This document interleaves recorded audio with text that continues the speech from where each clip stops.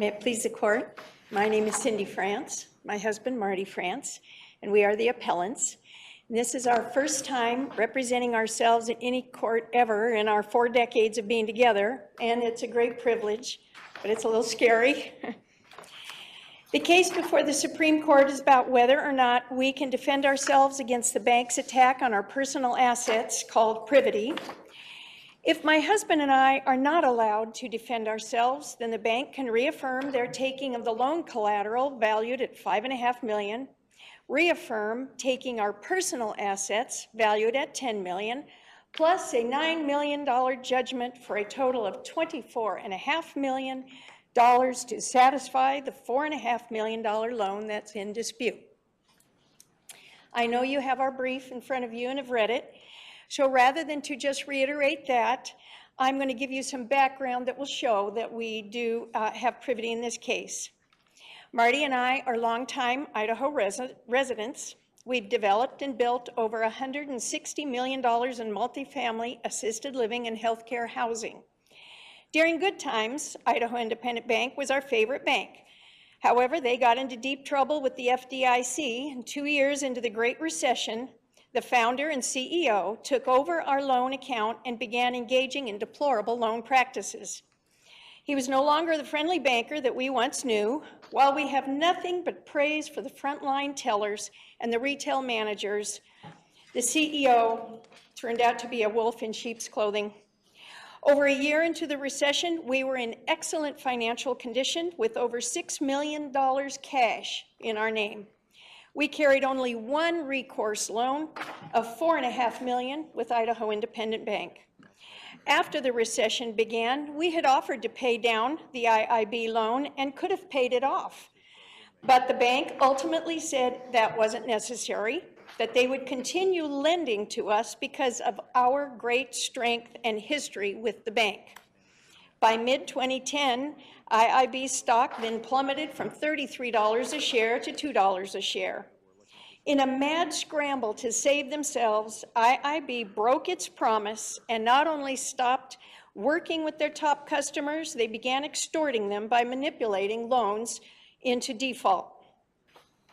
We were shocked when the president of IIB threatened to fabricate a loan default against us if we didn't agree to give him excessive loan collateral. Worse, he told us he had no problems forcing us into bankruptcy. That was on a Wednesday, 7 years ago this week. Come that Monday, he began to carry out those threats. He increased our interest rate from 5% to 21%. He ignored the existing 100-acre collateral. He sued us on our personal guarantee for the entire loan balance. He froze our credit and eventually did force us into bankruptcy reorganization. His economic sanctions shut down our family's $32 million in new healthcare projects under various stages of development, destroying hundreds of jobs in our community. One of our healthcare projects had just broken ground in Lewiston, and it still remains untouched today. It was an outrage of epic proportion we never thought possible in the public banking community. These disturbing actions created a path to make him millions of dollars for only a day's worth of work flipping business assets. Mr. Gustavell employed reckless speculation and profiteering to survive the Great Recession. His conduct is an unimaginable betrayal of the public's trust, and the fallout has cost Idahoans thousands of statewide jobs and even home foreclosures. Mr. Gustavell had no grounds to file a default action. We were not late or behind in any payments and never have been. We had sufficient funds to continue making future payments. Please refer to docket number 44252, page 844 and 845 of expert witness James Miller, who is an OCC bank examiner. He reviewed internal bank correspondence between IIB officer Kyle Hendricks to Vice President Rod Caldwell. The underwriting review was written February of 2010, only 3 months before the president maliciously attacked us. Mr. Hendricks said, quote, "Our borrower," referring to Marty and I as the borrower, "has very strong character, and that provides us with good opportunity to continue forward to a successful project. Marty Frantz is well known to the bank, provides high net worth, good credit, significant liquidity, and outside secondary sources of repayment. Marty had been instrumental in bringing over $2.5 million in deposits to the branch. I can't think of another borrower that provides a better combination of strengths that we can work with on a significant project like Eagle Ridge. The bank can consider our additional funding to Marty personally via an increase to his LOC. LOC referring to our personal line of credit that IIB gave us for developing the Eagle Ridge project," unquote. On the next page, Mr. Miller continues and says, quote, "He," referring again to IIB underwriter Kyle Hendricks, goes on to suggest that to get around this, referring to the problems IIB was having with the FDIC compliance regulators, the bank could lend to guarantor Frantz directly. Why, if the loan amounts were the same and the sources of repayment were the same, would the bank officer suggest this? The only logical reason would be to keep the loan off the regulator's radar in classifying it as a personal loan instead of a developmental loan.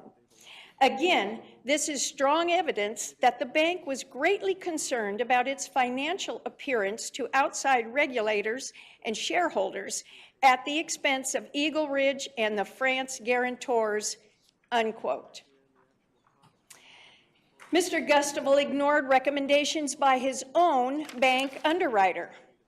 Accepting Jack's excessive collateral extortion demands would have had on us, it would have frozen our 50-acre investment so that our family could not move forward with it, us having to sit on it, only partially improved.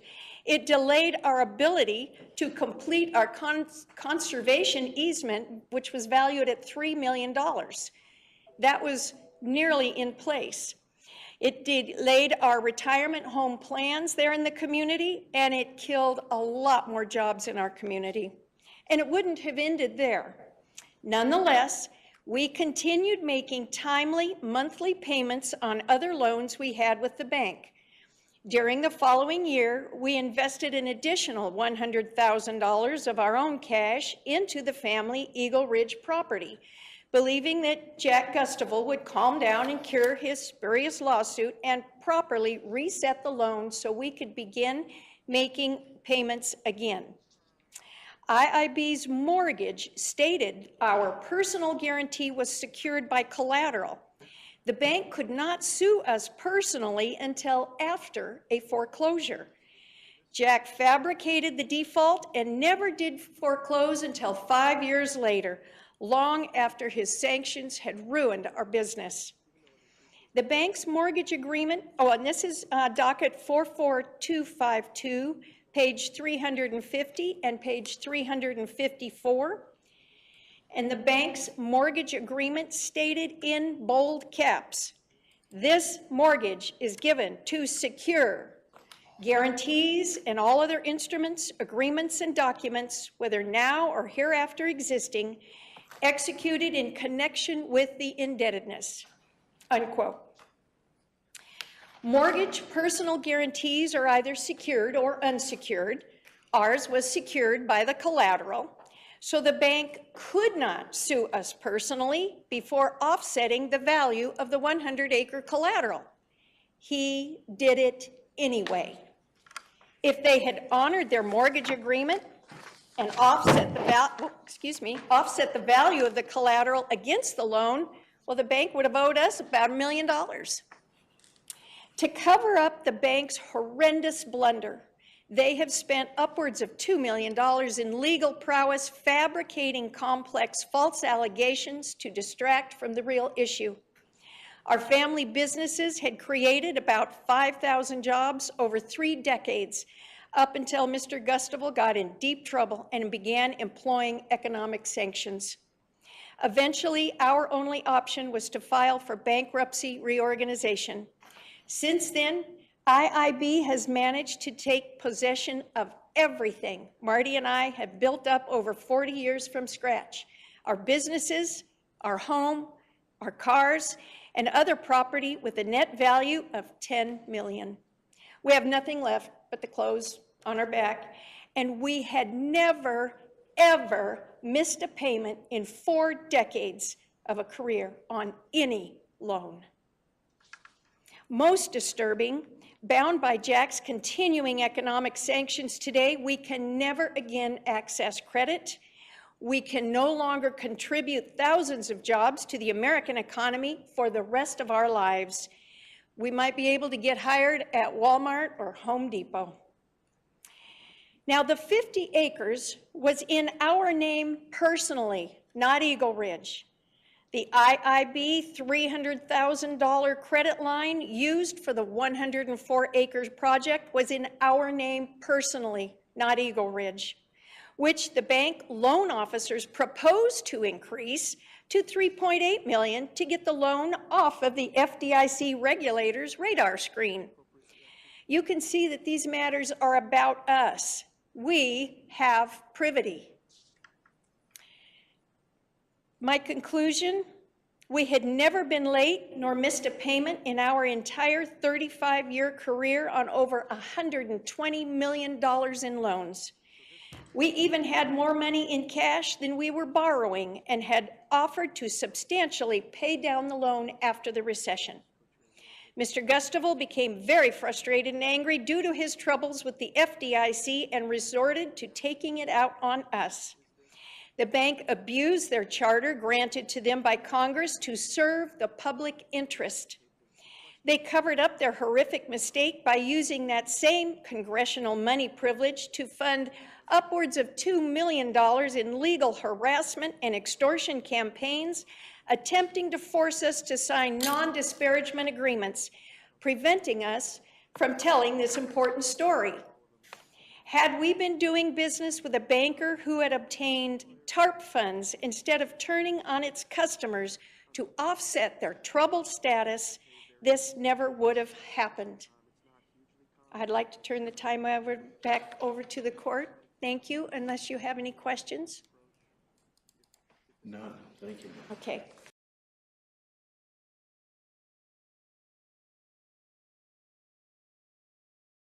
Proceed. I just want to say, Your Honors, that when I was in that meeting with Jack Gustafel, he was very angry. And he looked at me and he said, Marty, if you don't give us that 50 acres, that excessive, unnecessary collateral, that I'm going to put you out of business. And I don't care if you go into bankruptcy.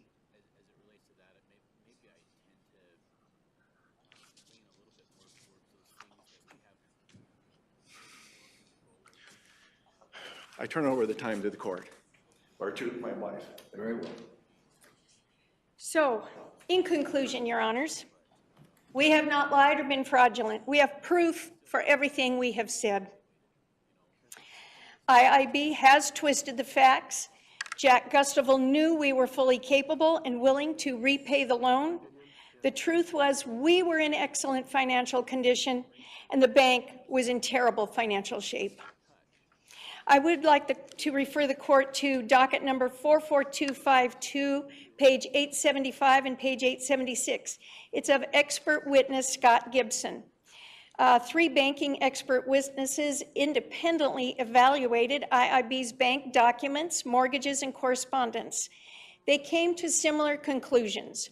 Under oath, one of them, Scott Gibson, who was at the time CEO of Syringa Bank, which is located here in Boise, he testified and said, quote, as a former CEO of a a similar bank, and having been in the same recessionary situation, it is my opinion that the behavior and strategy of the bank Frantz did business with was most likely influenced by the stressed banking climate at the time, the bank's stock declining 90%, regulatory and stockholder pressures, and most likely other related issues of the time. I find it very odd and would appear that the bank's subsequent economic sanctions over the past 5 years have been motivated out of justifying and attempting to mask a mistake made when the dispute began. Such actions have suppressed Frantz financially so that he is limited in ability to properly defend himself. I do not believe it was reasonable and prudent for the bank to have sued Frantz personally, shutting down his profitable healthcare business activities. The fact that the bank continues spending what appears to be significant dollars in legal theories to justify their action to sue Frantz personally after all these years, and knowingly doing so while sanctioning his ability to produce additional jobs in his healthcare business, is questionable. It is difficult for me to understand what the bank's strategy might be and what they hope to accomplish.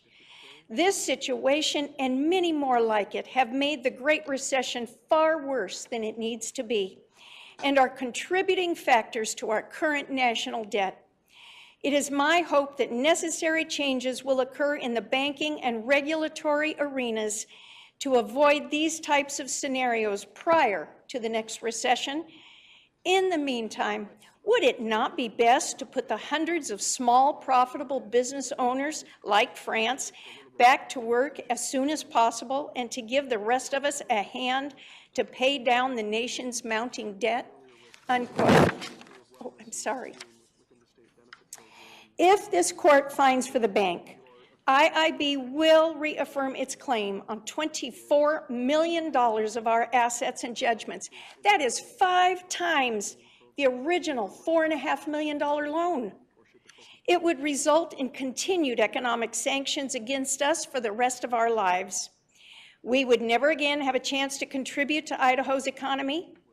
If you find in our favor, justice can be based upon the facts and the truth. Marty and I want our jobs back so we can help build our family's future.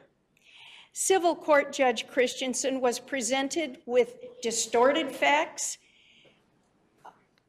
wrong facts, and many facts were simply omitted.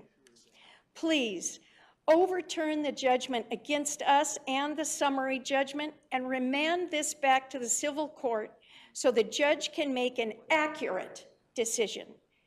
Thank you for having us in your court.